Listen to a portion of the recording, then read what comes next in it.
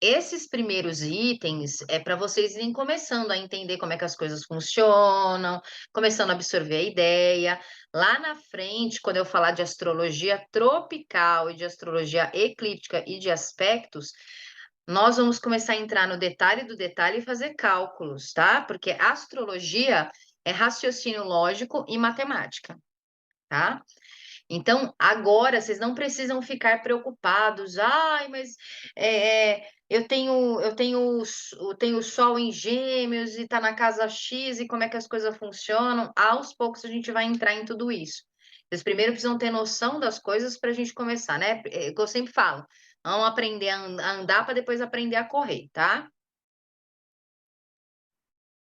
Então, a astrologia, a gente já viu na primeira aula o que é astronomia. Em algum momento, astrologia e astronomia, elas eram uma coisa só, inclusive faziam parte de cursos acadêmicos.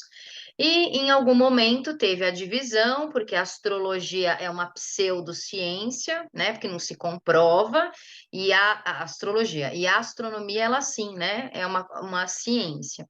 Então, por conta disso, elas se difundiram. A astrologia, eu também mostrei na aula passada, que ela vem desde a época dos babilônios, dos sumérios, porque lá atrás as pessoas não tinham, né, a tecnologia que a gente tem hoje, eles se baseavam nas estrelas para poder fazerem lá os cálculos do solstício, do equinócio, do dia da noite, então eles se baseavam nas estrelas. E aí, como é que começou, né, a surgir a astrologia? Elas foram baseadas em filósofos, em matemáticos. Então, teve Aristóteles, teve Hiparco, teve Ptolomeu, esses são os mais conhecidos.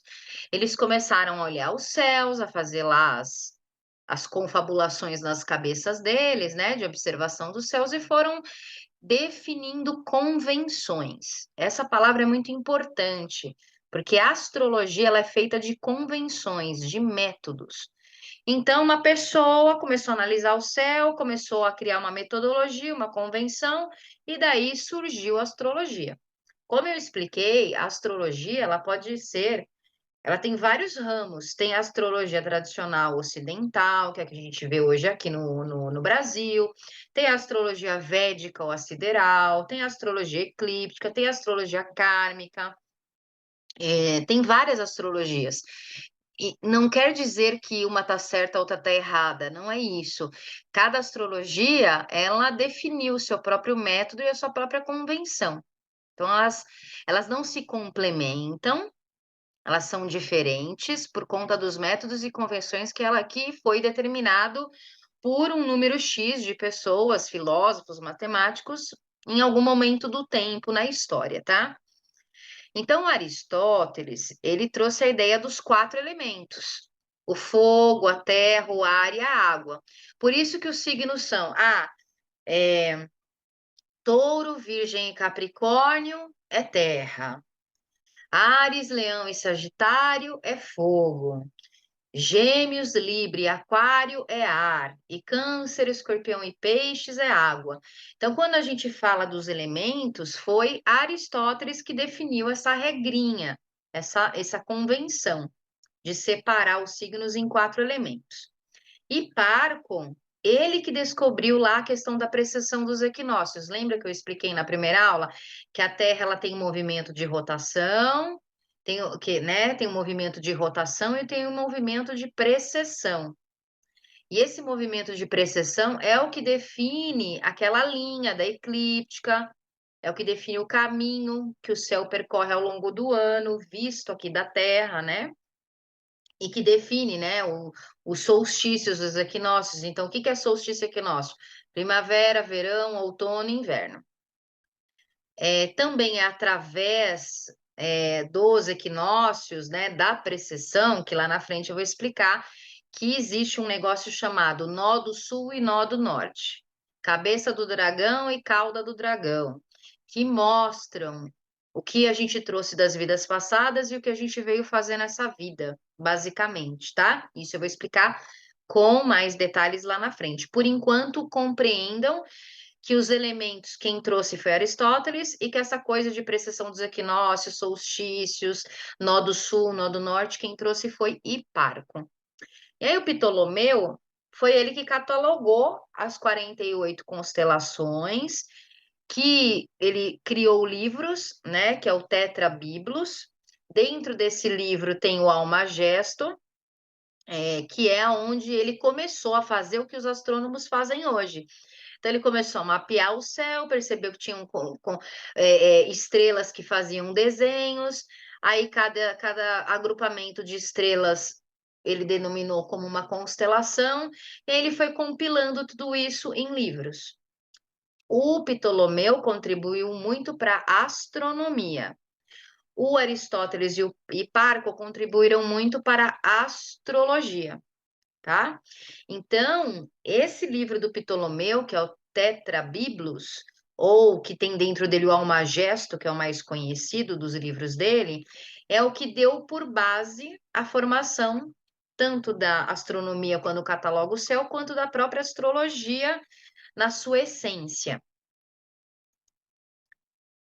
E aí, lá atrás, na época do Egito, na época da Grécia, a astrologia ela era usada para auxiliar, orientar os reis, que era a elite. Então, o povão não tinha acesso à astrologia. Os reis consultavam esses matemáticos, filósofos, para perguntar: eu vou entrar em guerra, né, com o fulano. Vê aí, vai dar certo? Então, no Egito Antigo, na Grécia Antiga, eles consultavam os oráculos. Você já deve ter ouvido falar do oráculo de Delfos, que era muito conhecido na Grécia. E eles também consultavam os, entre aspas, astrólogos, que não tinha esse nome ainda, eram filósofos, pessoas inteligentes, sábios, que orientavam. Esse mês a Lua vai estar em tal configuração, com tal constelação, não é bom, você vai perder a guerra. Ah, não, ó, tenta fazer essa guerra daqui a 6 meses, porque a configuração no céu vai estar melhor. Então, começou-se a usar a astrologia para receber orientações para definir estratégias, principalmente de governo. É claro que ao longo da história, outros nomes, né, foram surgindo, outras pessoas, outros filósofos, e eles foram inovando. Então, não ficou estagnada a astrologia, ela foi melhorando, foi se reformulando, foi criando esses outros braços que eu falei, astrologia védica, astrologia tropical, astrologia kármica, astrologia. Tem até a astrologia do I Ching, para vocês terem uma ideia. Tem astrologia para tudo quanto é gosto. E aí foi inovando, foi criando sistemas, foi criando cálculos diferentes, né? Dentro desses cálculos, existe um sistema que é chamado sistema topocêntrico de casas. Esse é o que a maioria dos astrólogos se utiliza para fazer aquele mapinha que eu mostrei para vocês. Não se preocupem ainda com isso, lá na frente eu vou explicar com detalhes o que é sistema topocêntrico, o que é sistema geocêntrico, o que é casas iguais, casas derivadas, casas separadas, tá? Isso a gente vai entrar provavelmente na quinta aula. Nós estamos na segunda ainda. Mas, enfim, criaram-se sistemas, criaram-se métodos de mapear os signos, métodos de mapear casas, métodos de observar os planetas, e cada um com a sua vibe, com a sua forma de enxergar tudo isso, tá? E em 1963, esse homem aqui, Nelson Page, junto com esse outro, Wendell Polish, criaram a configuração das casas desiguais, em ressonância com o movimento de precessão da Terra. Eu, Bruna, considero essa forma a mais adequada e correta. Por quê? A astrologia tropical ocidental, se vocês olharem o mapa de vocês, o mapa que tem metade daquele triângulo, tem 12 signos, e as casas, que são os risquinhos, que eu já vou mostrar mais para frente, elas estão iguaizinhas. Todas elas têm a mesma quantidade de casas. Isso é uma forma de avaliar, mas está, na minha versão, na minha opinião, incorreta. Por quê? Porque se existe um movimento que chama precessão, e esse movimento mostra que nada é linear, igual, cortadinho de 30 em 30 dias, por exemplo, por que que eu estou fazendo desta forma? Então, na minha opinião, é uma desconfiguração do que é real, né, do que é verdadeiro. E aí esses 2 caras aí, tiveram essa grande sacada, isso em 1963.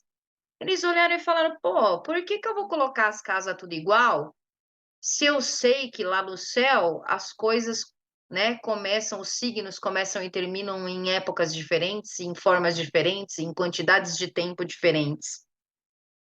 Se eu sei que os signos não são 30 em 30 dias certinho, por que que as casas têm que ser também tudo certinho de, né, o mesmo período, de 30 em 30 também?" E aí eles acharam essa forma desigual, que é a inclusive do jeito que está aí no mapa do Astro App para vocês, tá. Eu já vou mostrar visualmente para ficar claro isso que eu estou explicando aqui.